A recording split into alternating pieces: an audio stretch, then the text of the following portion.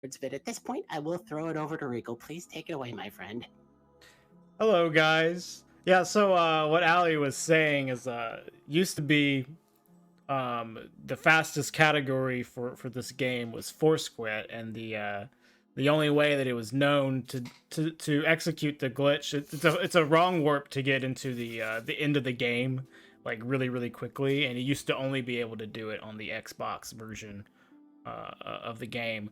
Um, and I am running all bosses because this is currently what I'm been doing, and I'm pretty busy right now, so I didn't really want to like do a different category. But this game did come out on Xbox, so it fits the theme at least a little bit. Okay, so I'll go ahead and start. This is the character creation. We're gonna go with an XD for the name. All right, so male is faster because of meme reasons. Male is barely faster. We're gonna also start with thief, so we get the master key for free. Black fire bombs, so we can save some time killing some bosses throughout the run. And nothing else really matters. I just like to spam through the rest of the selection. And then that'll be it. And as soon as I skip this cutscene, you can start the timer. So go. And we're gonna start in the asylum here. Pretty nice opening area. One of my favorites. So these black fire bombs are gonna come in handy pretty quickly. We're gonna take out this first boss with them, and this is gonna save a good amount of time versus having to do a whole lap running around and killing the boss with the weapon that you grabbed from the asylum. You can just chuck several fire bombs at him and he goes down pretty quickly. And right there you saw me do some menuing to remove all of my armor, because later on I want to be able to maintain fast roll, which is important just for speed. And here's the first boss. So we're going to toss 3 bombs to start off with, roll his attack, and then 2 to finish him off. And 1 boss down. We got 25 to go. All right, so we don't really need our shield. We're going to buy one pretty soon anyway, so we're going to skip right past that. We do want a weapon, though, so we're going to grab this. Not a very good weapon. We're not going to have it for very long, but it's going to do its job for the first couple fights. All right, and here's a cool skip right here, which is slower real time, but it saves about a 1.5 second in-game time, which is what we use to measure the leaderboards with. You just quit out near this wall, and it blows up. You can get right to Oscar without having to bait the boulder down. It is not faster to kill Oscar. You just want to spam through his dialogue, get through pretty quickly, and then we're done with the asylum, and we can head on to the rest of the game in Lordran. And normally we would quit out on this door because it will skip the animation and the door would just be open after the quit out, and that saves some in-game time, but it's just slower real time and it's not even that interesting, so I'm just going to avoid doing these door quit outs unless they are more useful. Here's a cool little skip right here. If we open up this key settings menu, it actually skips this prompt that shows up whenever you arrive at Firelink that prevents you from sprinting immediately.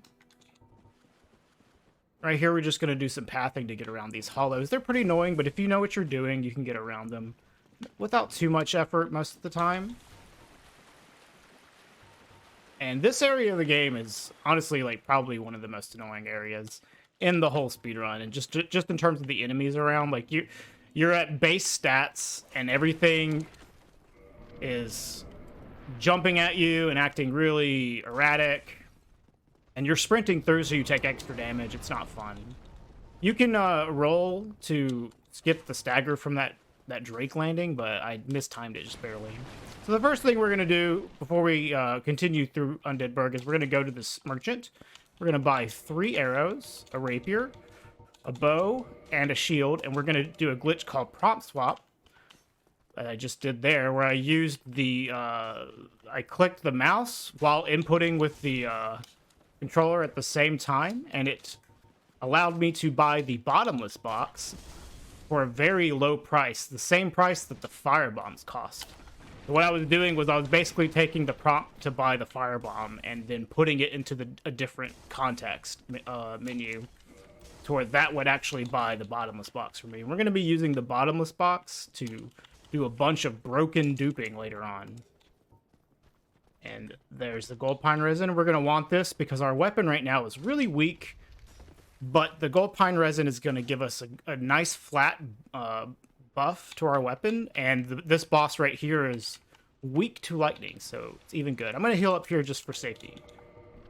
And just equip some stuff on fog walls. It's usually better to equip things on fog walls or ladders or just anything where you're already in an animation so you don't lose any time while doing so. We're going to go to the side here, so he turns and gives us a little bit of extra time to react.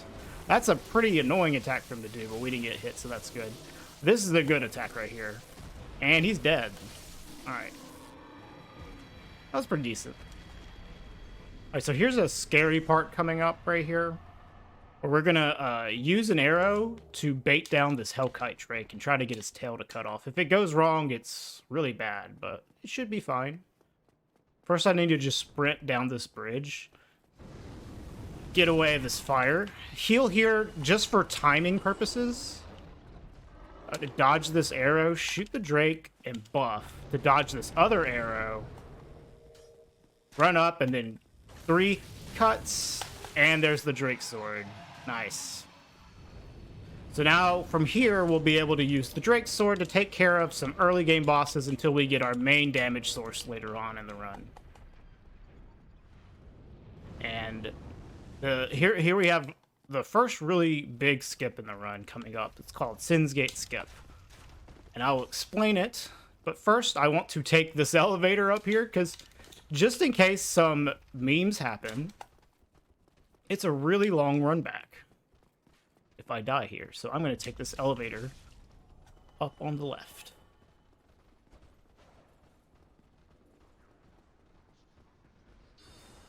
Right here. So if I die, I'll just go back to Firelink. Alright, this guy needs to move out of my way. Alright, so we're going to come up here and then quit out right here to get all these enemies off of our tail. The first thing I'm going to do is bait this hollow that's right to my right and try to get him to a specific spot. And that was good RNG actually. So I'm gonna parry him and then riposte him in a specific spot to clip my character out of bounds like so. And that allows me to touch a plane that's outside of the walkway that's called a death cam plane. And it triggers this top-down view right here. And in this view, like this view is programmed where the game like thinks you're about to die, so it stops loading and deloading new assets. And at this position where we activated the death cam, one of the assets that won't load is the Sin's Gate. So we're just running through the normal pathing that you would do to get to Sin's Fortress, but you don't see any of the stuff loaded. And that includes the gate. So we just jump in here and then we quit out to reset the camera. And when we reload, we'll be inside Sin's Fortress with the gate still there. And this part is pretty easy. All these things are running on cycles. And if you've run through this area a million times like I have, you are pretty comfortable running through here. Although this can be like hell for someone's first playthrough. It's pretty easy if you've done it a lot.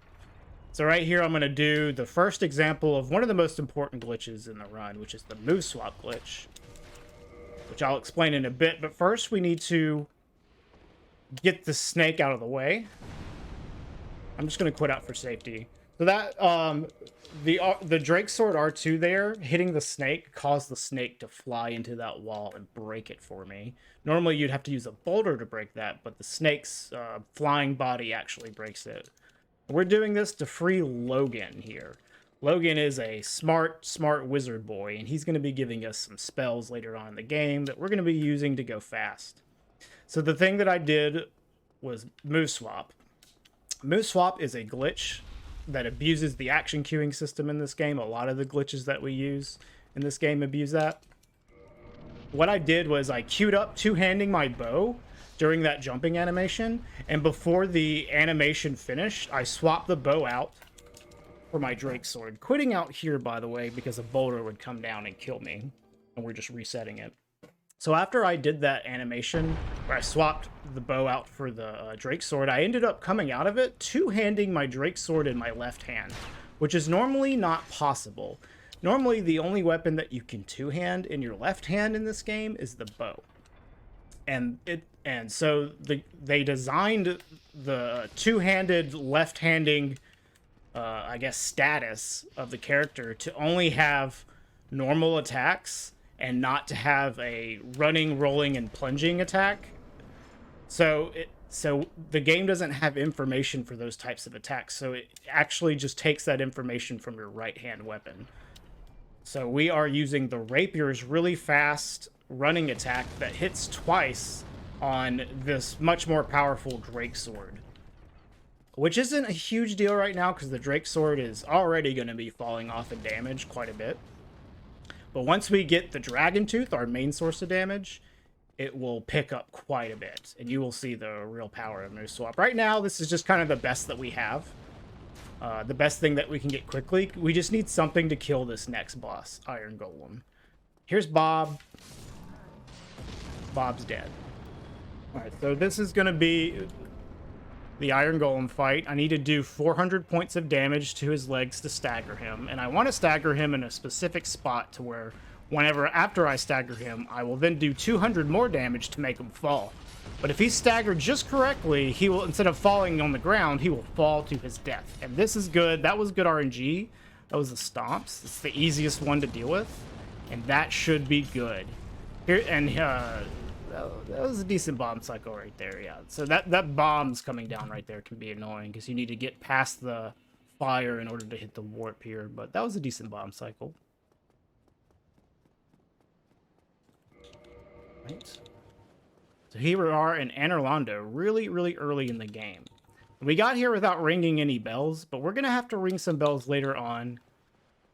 The main reason we come here quickly is because we want to get our damage source, which is going to be the Dragon Tooth. So we're going to be able to clean up these other bosses much faster. But we're also going to be able to get the Lord Vessels so we can warp around and go through the areas more quickly. So I did a confirmation box dupe there, which is another method another way that we abuse the action queuing system in this game. You just queue up using the Golem Soul during an animation, and before the animation finishes, you open up your start menu and use an Estus Flask from it, and it will replace the Estus Flask usage and give you the soul. So I still have the Golem Soul, even though it only used an Estus Flask for me. So here's the rafters. This part is pretty scary as well. You can get some bad luck here, and they can just ruin your run very easily. And I didn't take the bonfire in Anorlando because we're going to get that for free later. I probably should have for safety, but whatever. We're through without a scratch. We do need to take another bonfire up here because we're going to have to be coming back to kill a boss, Gwendolyn and Priscilla. So we're going to take this elevator down. We need to take this elevator to get to the next part anyways, but we're also going to send it down again to go to the bonfire down below.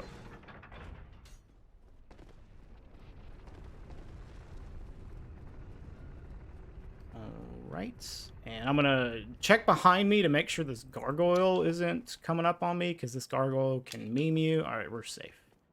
Alright, so we're going to pick up a ring here, and you might be wondering why. Well, this ring is literally just like the fastest ring to pick up, and we need some ring to activate a glitch later on called ESM. Alright, I'm going to use my souls to level up here. 27 strength, that's how much we need to two-hand the Dragon Tooth, and then the rest into endurance. And then I'm on my way up to the boss.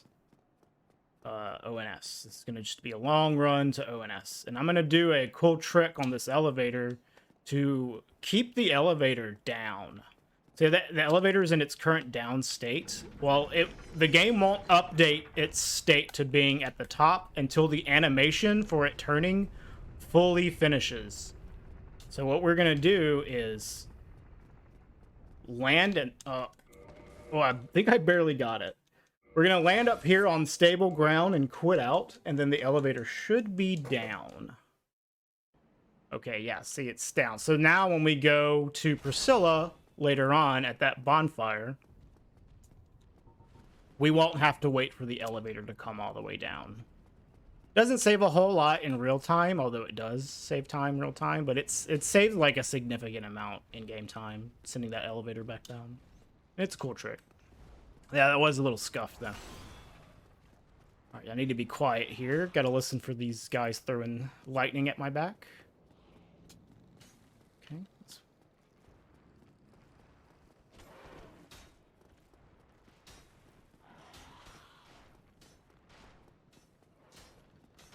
Alright, safe there. Now I have to listen for another audio cue of this Silver Knight on the left up here.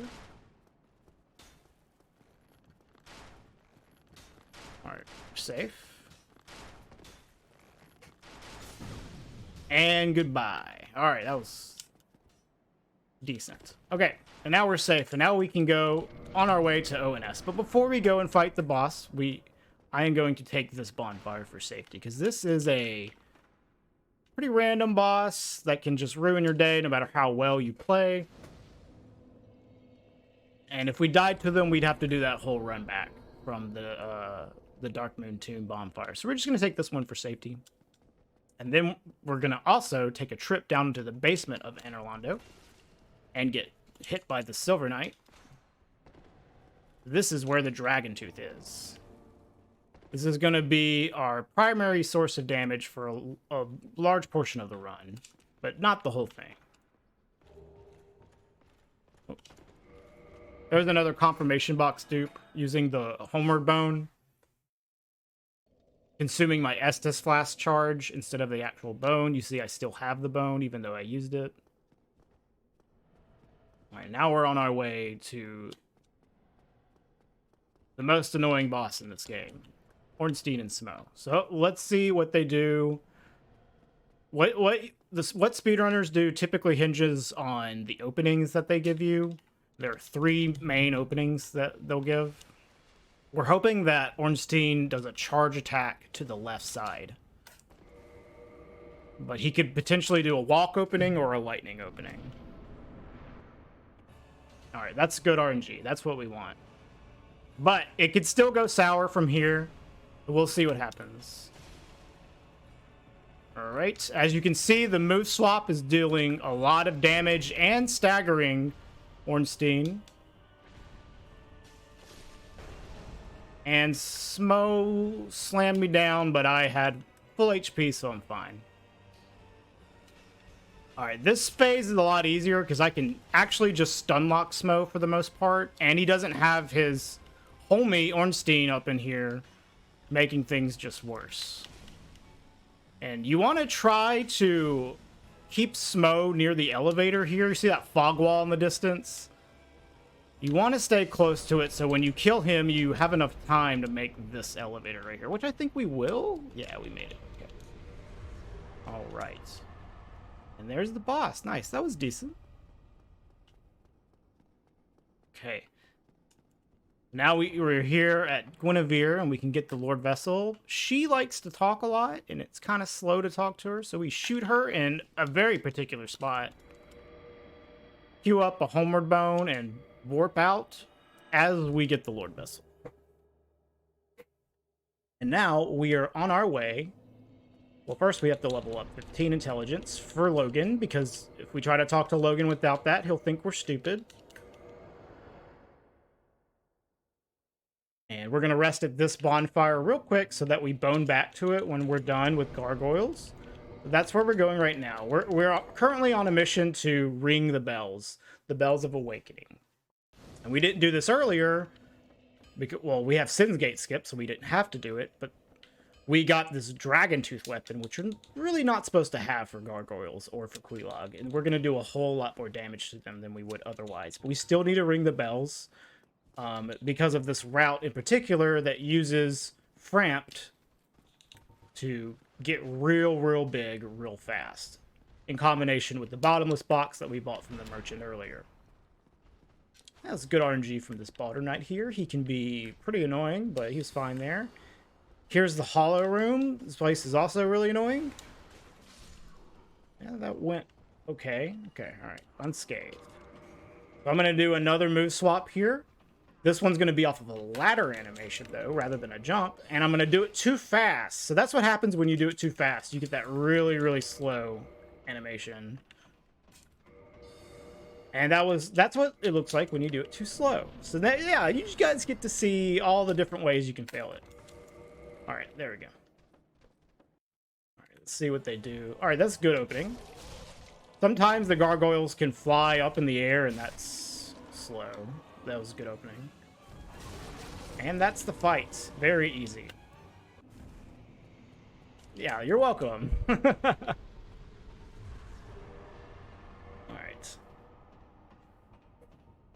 We don't actually need any of these souls here because we're about to dupe a lot of souls. We're gonna get like 30 million souls in like 20 seconds.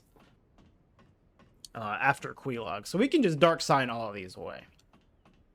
Rather than having to dupe a bow and off of this lever.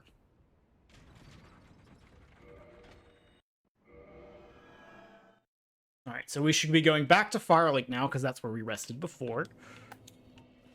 And now we're on our way to ring the other Bell of Awakening. At first, we need to kick this guy off, because if we didn't, we would lose our bonfire in Firelink after we rang the next bell. And luckily, he also gives us 1,000 souls, which we can then use to buy a catalyst from Rickert down here. Rickert, the well-hidden merchant down here. We're going to be using magic later, and this is just the best merchant to grab a catalyst from. It's just hidden right down here in New Londo. We got to stop here before we go to Blighttown. All right. And here we'll come to the Valley of Drake store that we're going to use our master key to open. And then we have some cool tech to traverse through Blighttown quickly that are called plunges for short. They are essentially fall damage cancels, though. I am going to get to the bottom of Blighttown, hopefully, very quickly without taking any damage.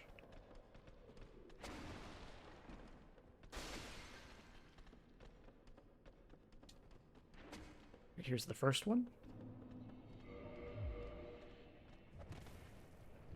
Very good. Easy. Here's the second one. This one's a little harder, but it's still pretty easy. All right, cool.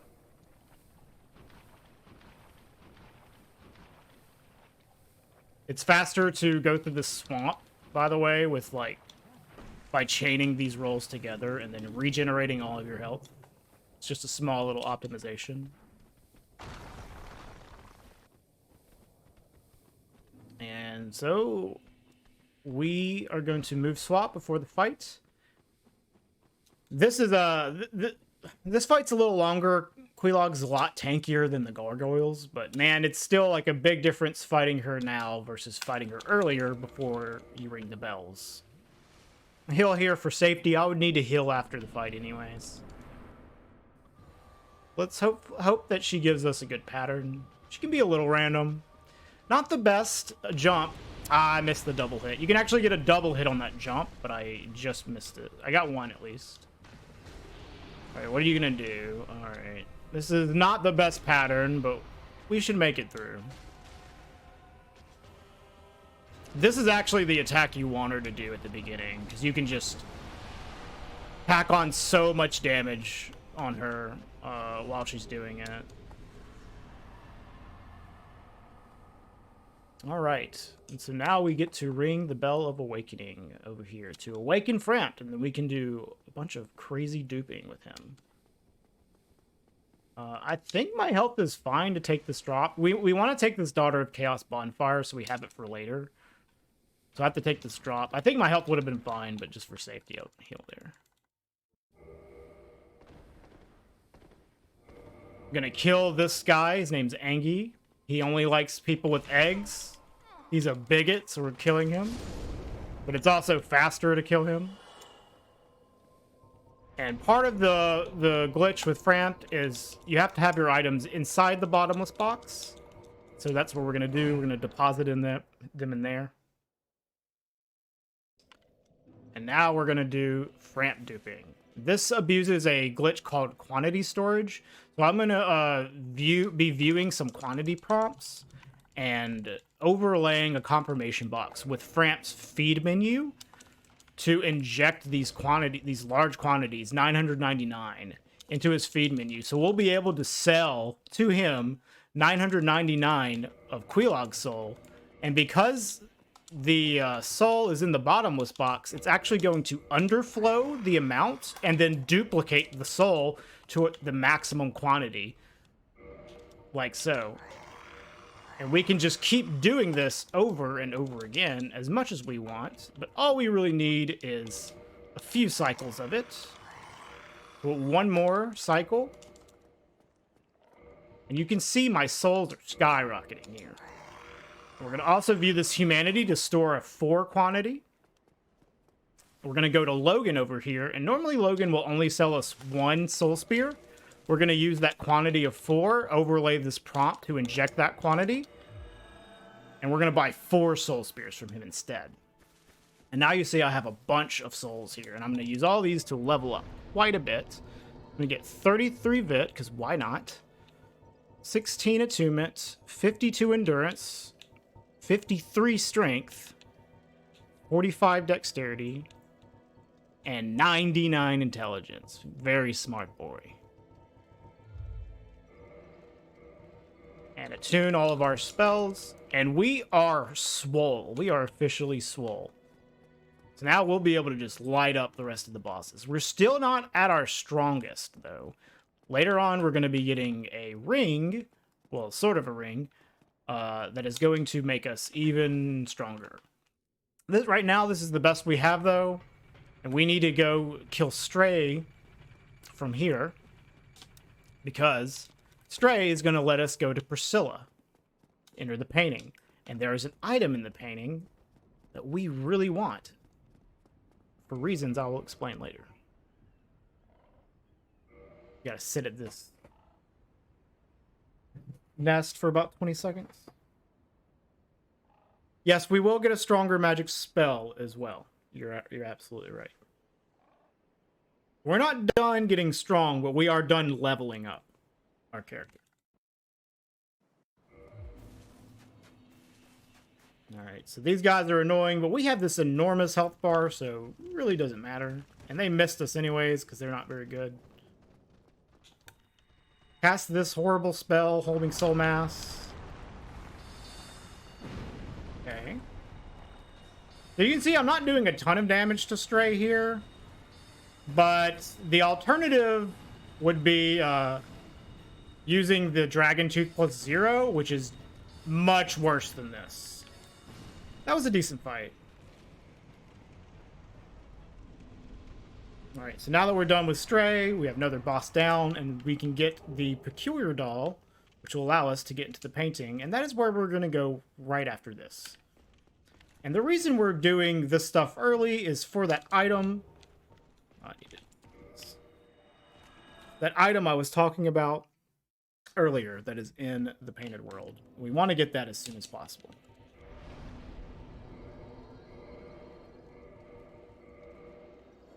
That item is the red sign soapstone, which, if you're not really familiar with speedruns of this game, you would understandably be a little confused why we are going to get the red sign soapstone, why it's important.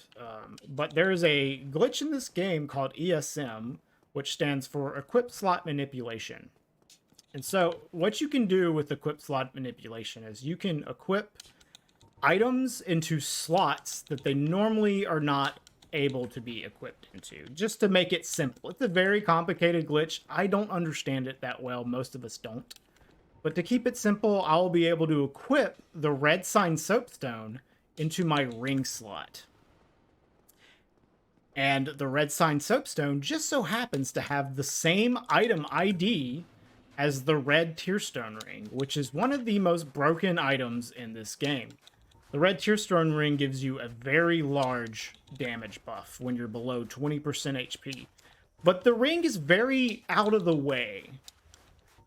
However, the red sign soapstone is basically just a, short detour away on the road to Priscilla.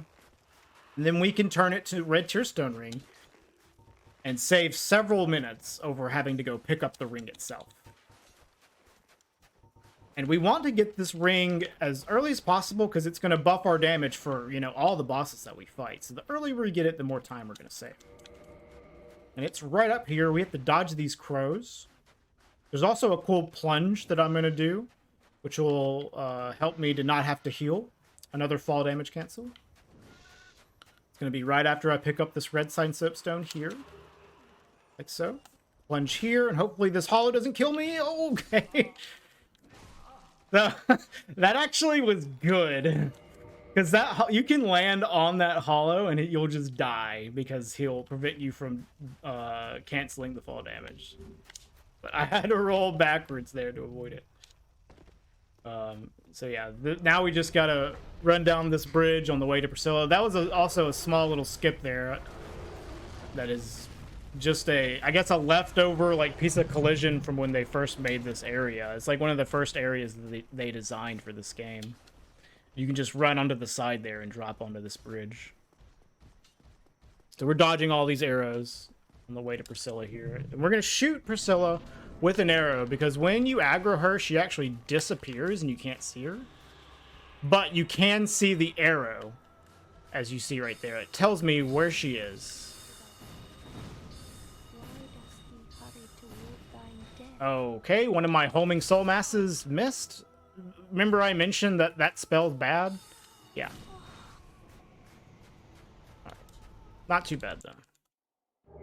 Alright, so we're done there, and we have our red sign soapstone, and we're going to go execute the ESM glitch. You got to put on all this armor as well, so we can set up RTSR in the next segment. Okay, so the first part of setting up the glitch is we're going to store a quantity of 998, so we can buy 900 a pike, one pike that is the weight of 998 pikes, and this puts us into a state called crammed.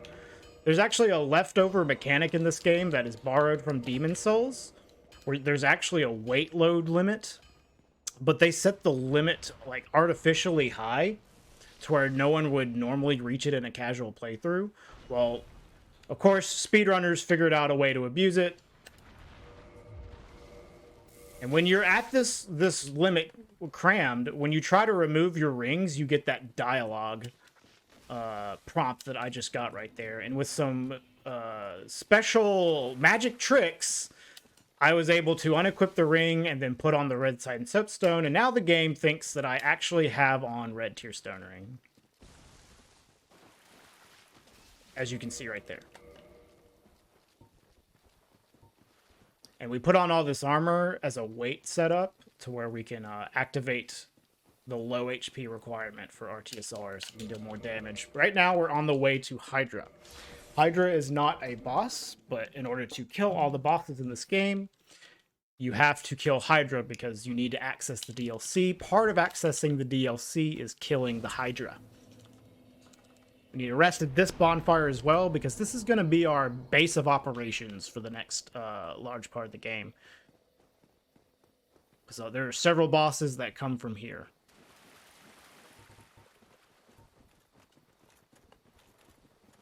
All right. So this is just a, jaunt over to Hydra. We're going to be doing some drops here. One of the drops is, like I said, we're going to take a lot of damage to get into red Tearstone ring range. And then we're going to do another fall damage cancel plunge. And shoot Hydra with 3 soul spears. That should be enough to take it out. And then we'll be able to rescue Dusk of Ulasil, which we need to do in order to access the DLC again. So here's that plunge. Oh, that was a bad one. I might have could have saved that, but I just want to quit out for safety. I didn't turn enough. That was kind of a bad one. Let's try again, though. Alright, that one was a little better. Alright.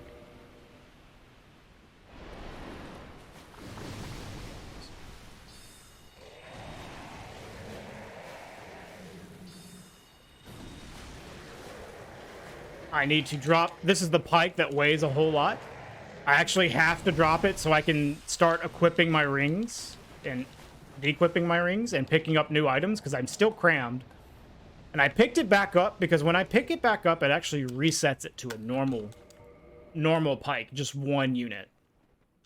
And I'm going to be using that pike to do another glitch later on called air rolls, which rely on a very specific weight load, which that pike's going to get me there. So we're quitting out here, because this is the golden golem that spawns after Hydra dies, and it's got Dusk of Ulasil inside, who you need to rescue in order to get into the DLC. We're going to go ahead and save her, and she's going to warp away. And we're immediately going to go and summon her. And we're summoning her as a... We're gonna when we summon her, we're gonna not only buy hidden body, but we're also gonna do a glitch that's gonna allow us to duplicate our dragon scale that we just got from the Hydra, and we're gonna use that dragon scale to upgrade the dragon tooth to +5, which will then make it do a lot of damage.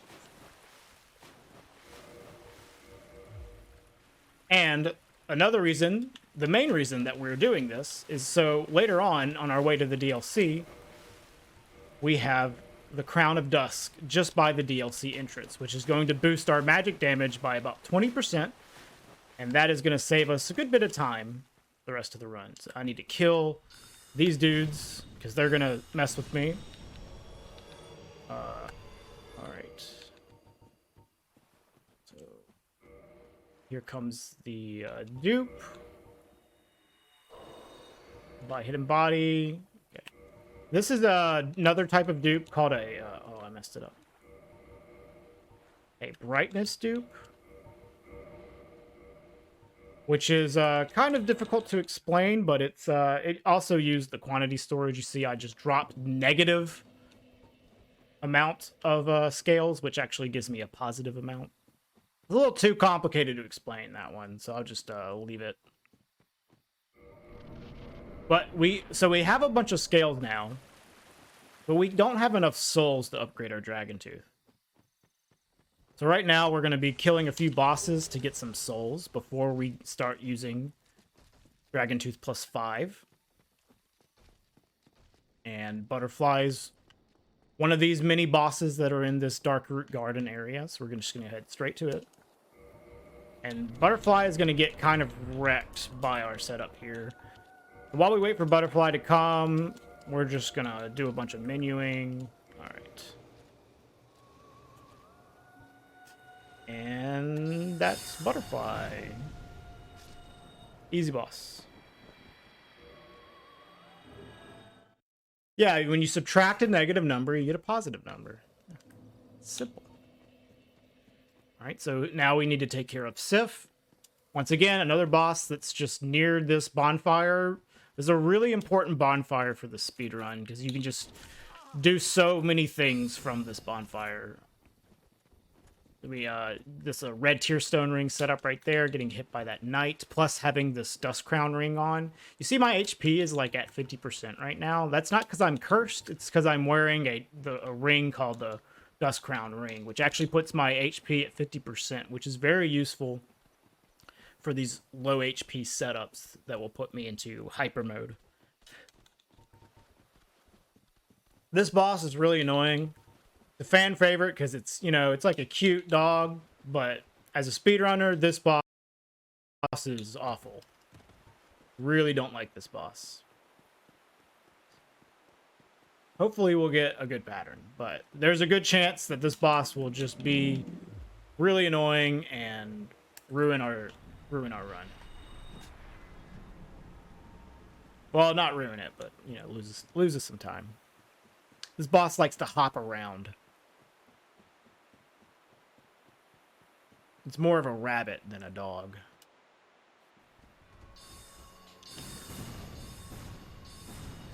This is a good opening. Okay, it wasn't too bad. All right, so now we have the souls that we can upgrade our dragon tooth to +5.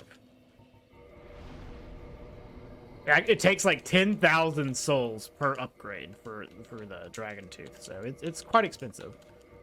We're gonna tune hidden body, warp to Anor Londo. Now we can take care of Seath. And the main reason we're doing Seath now is not, well, first of all, we have our Dragon Tooth upgraded, so, and it's a good time to take care of Seath now that we do. But we need to access the DLC from while we're at this bonfire, because that's the best bonfire in terms of location to the DLC for us to have. But we need to kill this blue golem on the way to Seath in order to get the broken pendant to access the DLC. So that's why we're going here now. The next destination we have is the DLC itself. So that's why we're doing this just before.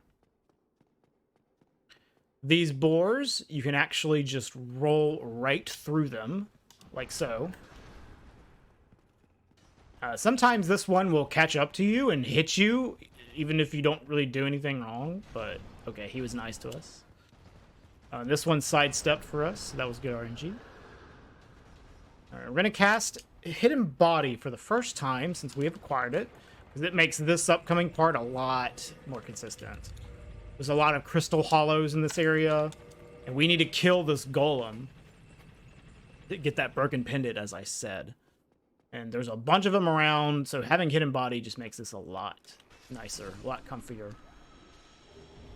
All right, now that we've killed him, we are on our way to the next skip, which is called Duke Skip. This is one of the most well-known, oldest skips in the game. It saves a lot of time. And it's not even really like a glitch. It's just some clever platforming, you could call it. This saves the whole dying to Seath in prison section of the game.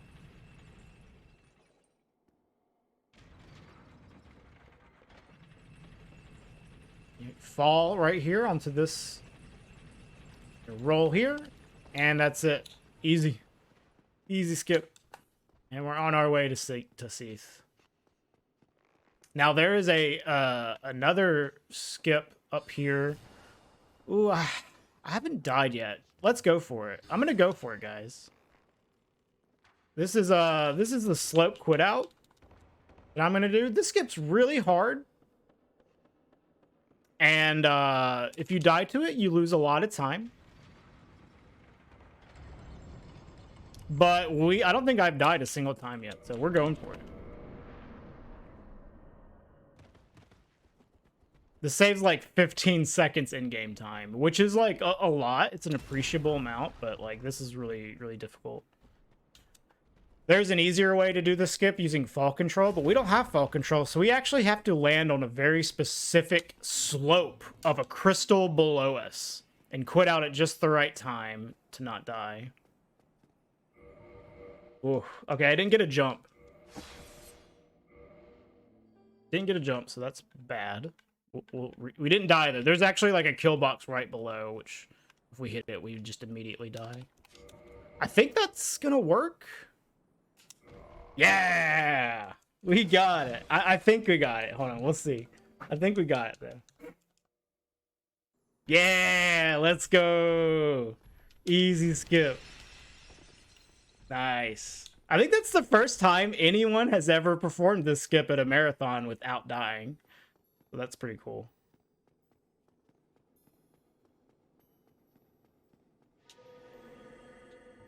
All right. So we're going to cast Hidden Body here so these clams don't get into the fight with us.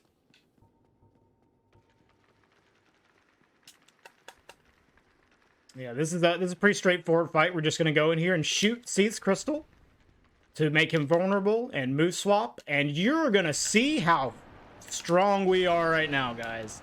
But we have Red Tier Stone Ring. We have a Dragon Tooth +5, and we also have a dead Seath. 2 attacks, and he's gone.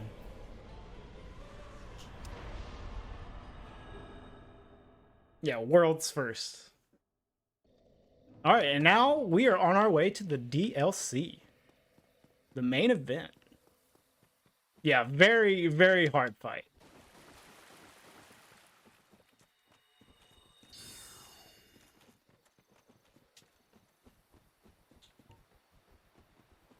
Yeah, this is a game for babies, guys.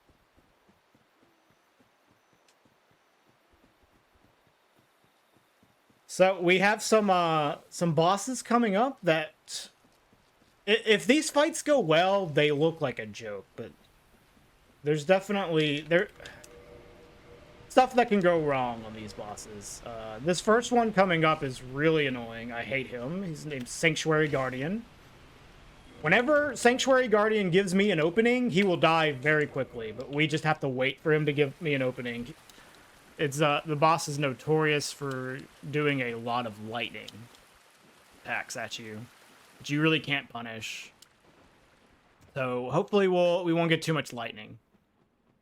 And then the boss after that's going to be Artorias, who should be a pushover with this setup.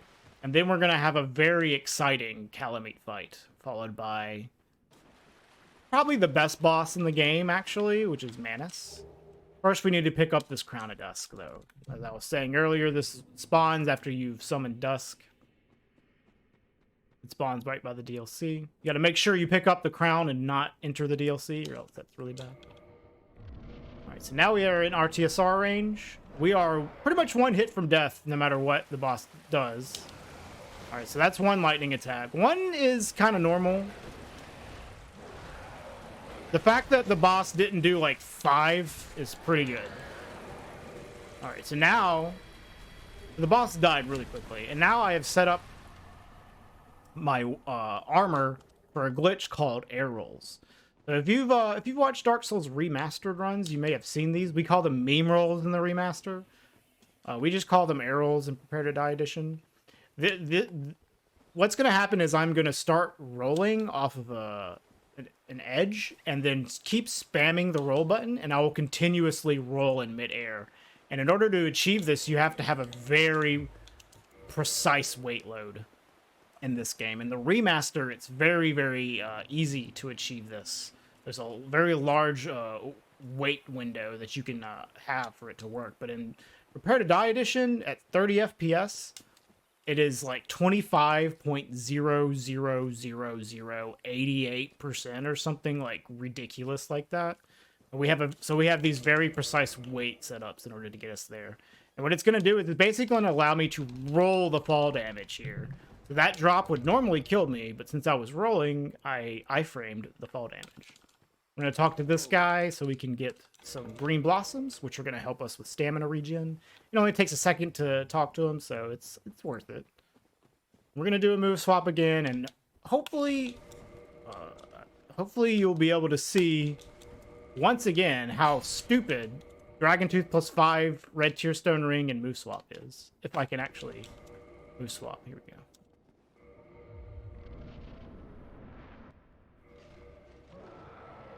Alright, let's hope he doesn't do a flip opening. Alright, good. This should be dead. Oh, man, he barely escaped. You can two-shot him if things go perfectly, but he did a really awkward roll, and I barely missed him. So we had to settle for a 3-shot. Alright, so this is really the first good part of the run to just go do Gwendolyn. And we're going to go ahead and equip the Crown of Dusk for the next segment, which will be Calamite, because we're going to be doing Calamite with sorcery in a very special way. First, we have to take care of Gwendolyn. This boss is really random.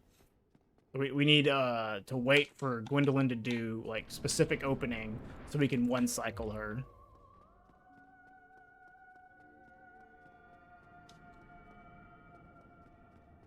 We want the arrow attack. Getting arrows here doesn't matter too much. We want to get arrows when we're near her, like right here. If she does arrows, then she's dead. All right, so this is the worst attack. This one is fine, but it doesn't let you go after her really. All right, I could actually have gone for her there, but I just wanted to be safe. So here's the arrows, and she's dead. All right, cool. All right, so now on to the most recent addition to Dark Souls speedrunning. This is a strat called Gothless Calamite. We are going to be killing Calamite in the air without triggering Calamite onto the ground with Goth. So we are skipping a large amount of running around, getting a key, going to Goth, triggering Calamite to begin with, and we're just going to shoot this thing out of the sky. So Gothless Calamite has been around for a few years now, but this is a new version of it, which allows us to do the strat with very few resources. It also makes the strat itself faster than it used to be. What we're going to be doing is shooting 4 Soul Spears twice. So 2 cycles of 4 Soul Spears. And that should be all it takes to take down the boss. All right, hopefully it goes well.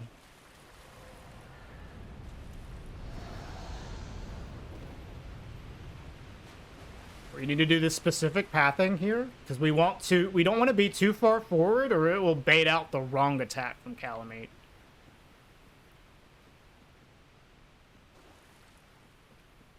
All right, that's it.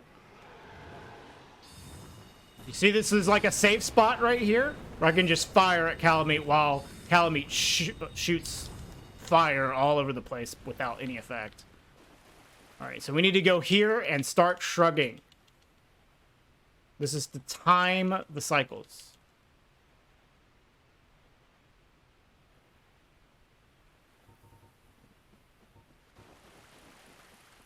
I hope I didn't go too early. Okay, we're good. So I did 8 shrugs there. If I had went too early, then I would have gotten the wrong attack from Calamite. So you need to use those shrugs to like time whenever you go out to get the right attack. And that's it. Very, very fast. Didn't have to go to Goth. Didn't have to go pick up the crest key. This saves a lot of time. And it was discovered about a month ago.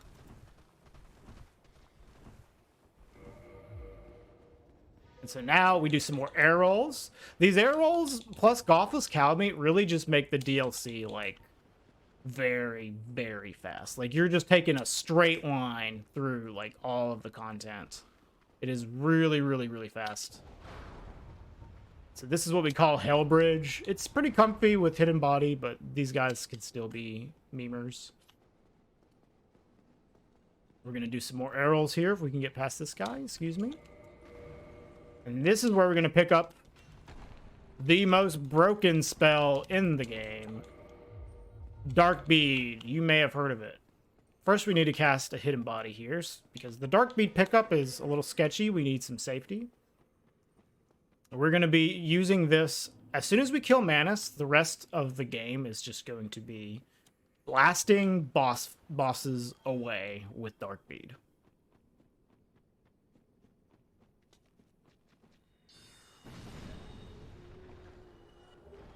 There it is. All right. We still get another melee fight with our Dragon Tooth +5 here at Manus. And we're going to do a skip in just a second.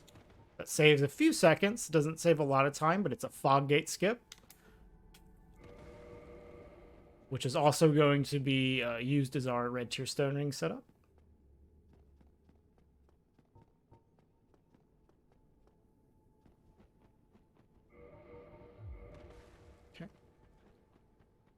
Just jump right in, and you don't take any fall damage from falling in here. Alright, that's a good opening. Alright, he's stalking me, so I usually just run away when he does that. Baits him into doing this. That's a good opening. He should be dead here. Yes, nice. Alright, that was Manus. That was a decent fight.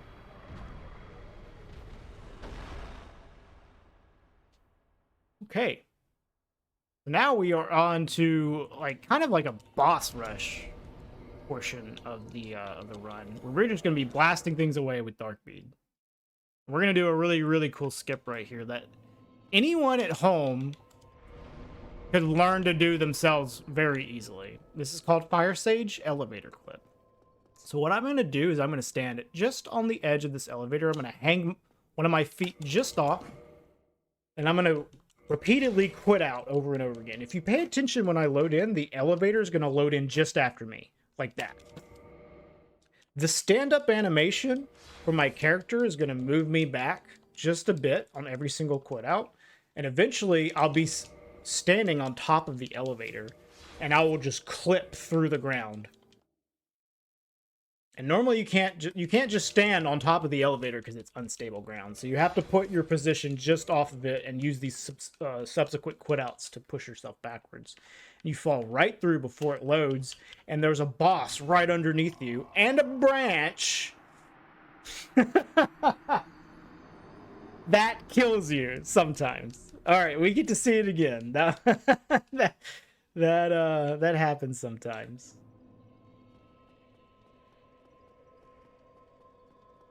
So I didn't quite hit the boss. I hit the branch, which is definitely something that can happen.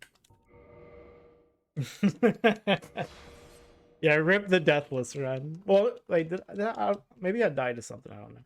All right, you get to see it again, though.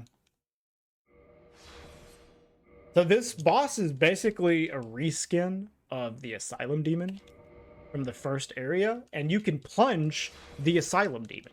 You can also plunge Fire Sage. It doesn't make sense that you could plunge Fire Sage, except for the fact that it's simply a reskin of Asylum Demon.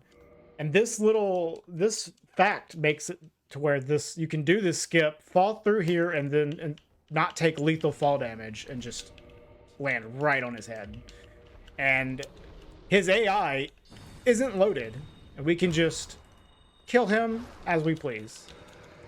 And it's also a skip that puts us at the edge of Izalith very quickly. From here, we can go on to Centipede, who we will take out, hopefully very quickly, with Darkbeat as well. I'm going to do some fall damage here to set up my HP.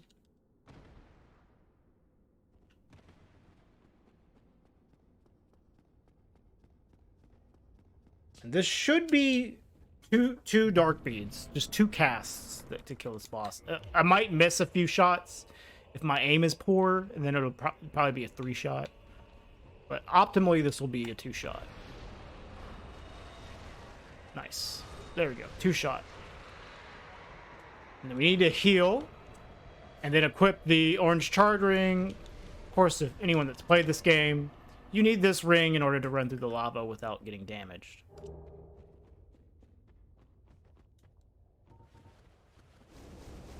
Or at least without getting damaged a lot.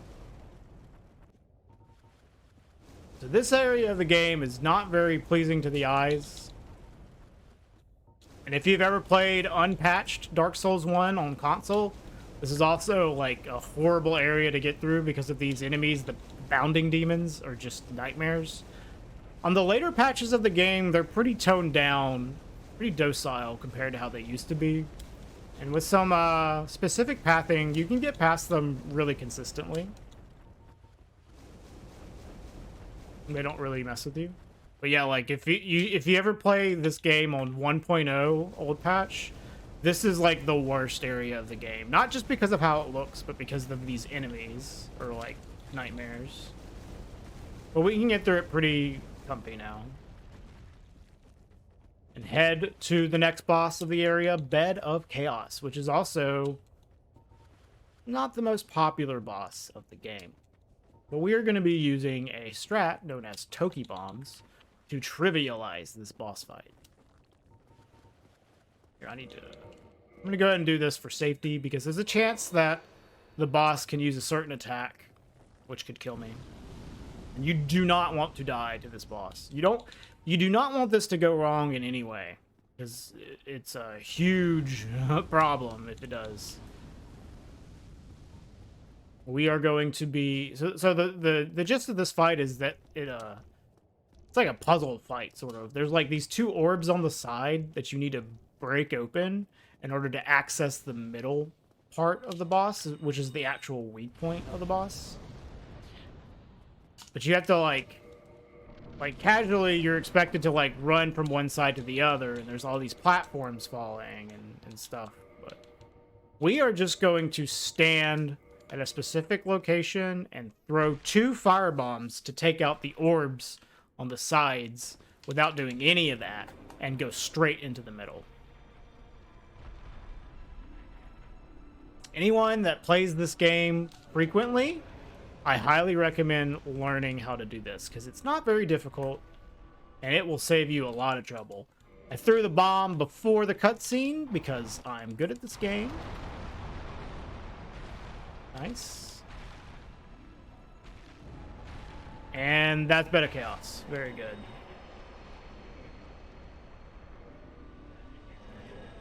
Now we're on our way to Ceaseless. Ceaseless would be the last boss of this section of the game. Ceaseless, pretty straightforward.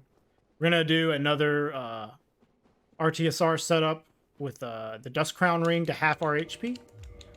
There's a little slope up here that you can run up, and then down, and it puts you just in RTSR range.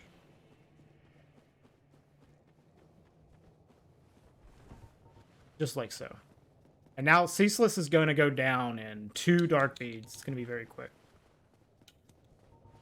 And then after that, we'll be done with this area of the game, and we'll move on to Nito, Tomb of the Giants. Doing some menuing on this fog wall to set up for air rolls in the next segment.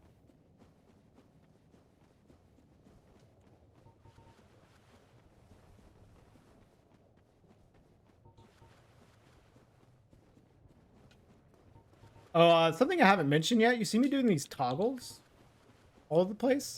This is because when you begin to sprint in this game, if you do any upper body animation, you actually like cut out the acceleration that normally occurs whenever you begin to sprint, and you just immediately start sprinting. So it's it doesn't save a lot of time, but over the course of a whole run, it actually does save a decent amount. Think of it kind of like arm pumping in Super Metroid. All right, and we're done here. Now we're going to head to Firelink. This is going to be our hub for the remainder of the run. This Firelink bonfires, which is this is why we killed the Trek earlier in the run, because if we didn't, we wouldn't be able to rest here. This is going to cut out several warps going back and forth, being able to rest here. And now we can head to Catacombs, where you will see more arrows. I think it's the last arrows in the run. Yeah, they are coming up. It's like you arrow from the top of the catacombs all the way to the bottom. It's a nice one. It can be kind of annoying though, because there's like enemies can mess with you while you're doing it, but usually it goes fine.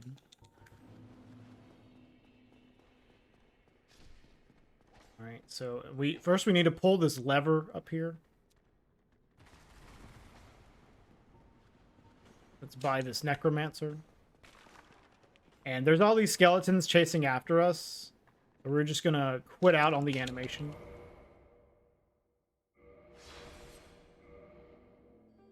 Reset the enemies. This guy pretty much always misses you if you path correctly. We're going to cast Hidden Body again, because we don't want these bone wheels at the bottom of the catacombs to mess with us. And equip our hood so we can arrow now. And hopefully these skulls don't mess with us. Alright, we're good. Alright, and now we can head on to Pinwheel. Pinwheel, unfortunately for him, he's an early game boss, but we are fighting at the very end of the game. We are going to blow him away.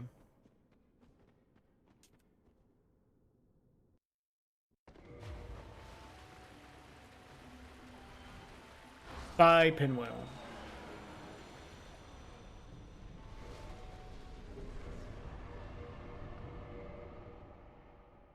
All right. You saw me like opening my start menu there. There's like a thing that pops up called like a write a kindling prompt whenever you kill him. Having the start menu open just skips that. Here's Tomb of the Giants, which the pathing in here looks really cool.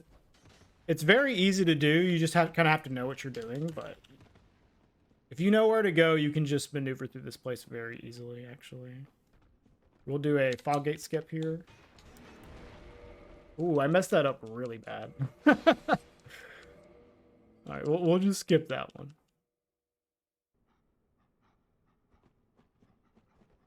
That one doesn't save a lot of time anyways.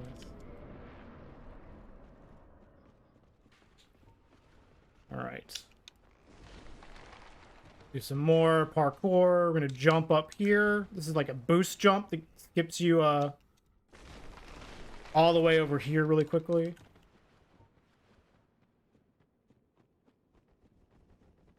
Alright, and then we just have like a little bit of running left until we get to Nito.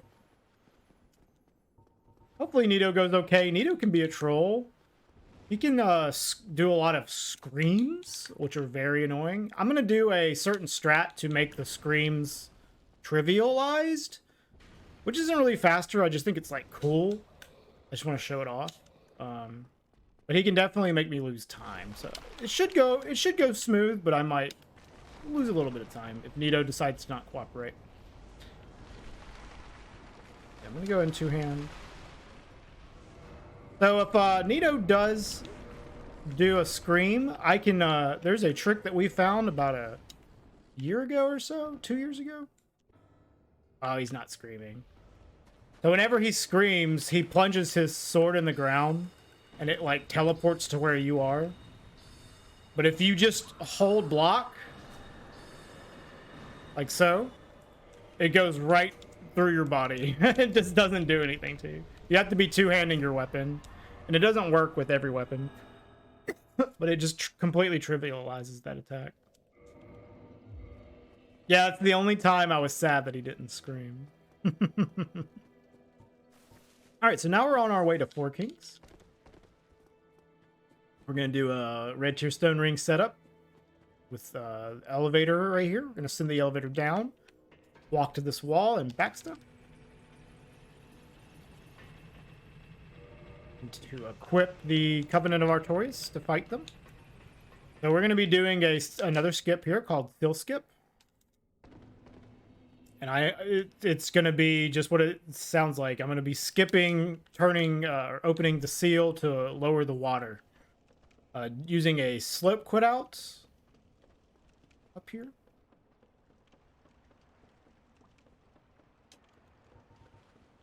I'm going to try to do the Ivan seal skip method, as it's called, which makes it very, very fast. You do it with a running attack. Hey, nice, we got it. So I should spawn below now in the water, despite the water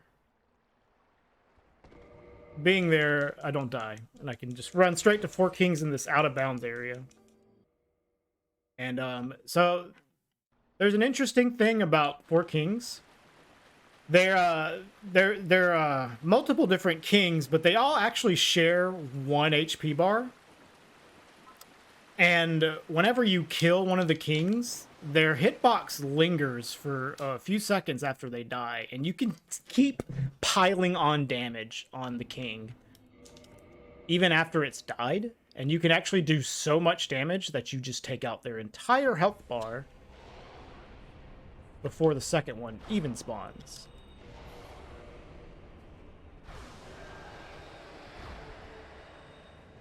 That is 1 king. Using the power of Dark Bead, 99 Intelligence, Red Tier Stone Ring, and Crown of Dusk. Alright, so now we just have Capra, Demon, and Gaping Dragon, and then Gwyn. Another boss easily accessed from our current hub, which is the Firelink Bonfire right now. We're going to cast Hidden Body here for safety, because we're going to be going into Lower Berg, which is basically a late game area. And do a skip called Lower Berg Skip. Nice, we got it. Do a fall damage cancel plunge here. Alright, and then on to Capra. Should be fairly straightforward.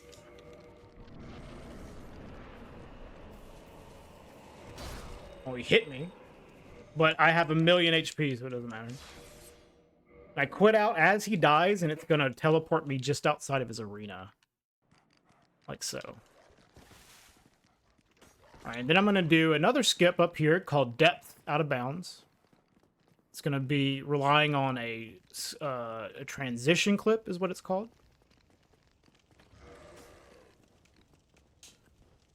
I'm going to quit out because this dog's in the way.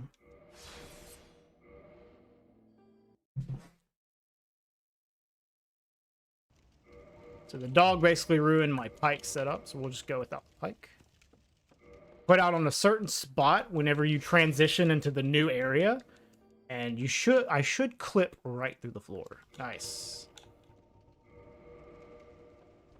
So now we are out of bounds in the depths, and we're going to be able to skip straight to the Gaping Dragon fight, if all goes according to plan here.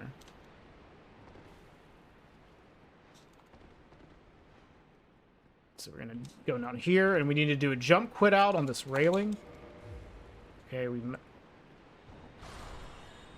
didn't get it, but it's okay. All right, we got it right there.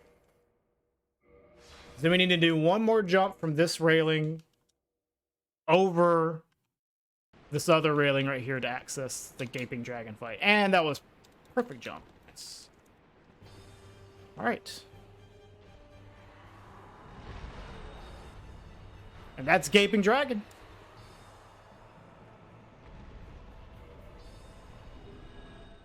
And now we're on to the final boss. So this is the point in the run where in a Dark Souls stream, everyone in chat would just start spamming Franker Z. So I want to see everybody in chat spamming Franker Z as I go on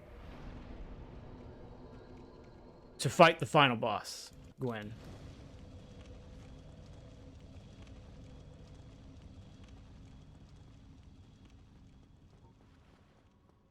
As you see, I have a Dust Crown ring on again. This is for another RTSR setup.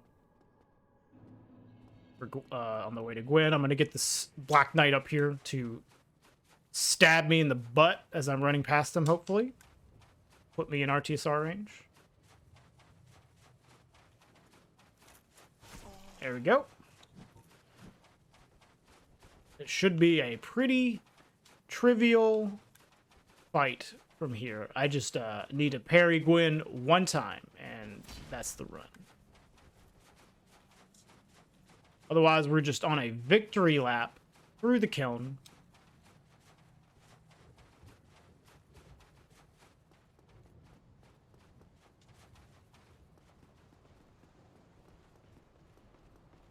You just want to make sure you do your pathing correctly so that these Black Knights don't kill you. They shouldn't ever kill you. But if you do something a little bit wrong, it can definitely happen. Like this knight, you want to go onto the left of him, like so. And then this last one, you want to go to his right, like this. And they'll pretty much never hit you. All right, and then we're just one parry away.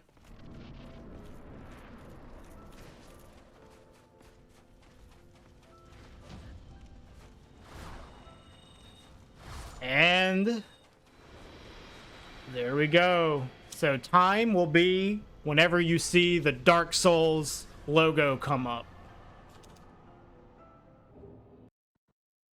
Time. Nice. So I hope you guys like that run. Shout out to Speed Souls. Everybody in here I know is in Speed Souls. Thank you, Allie, for having me here. And let's see what the in-game time is real quick. Ooh, 106.50. Nice. That's like that's a top 10 run at least.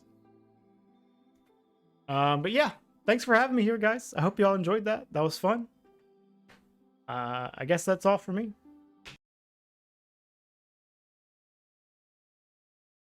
Alrighty, Regole, thank you so much.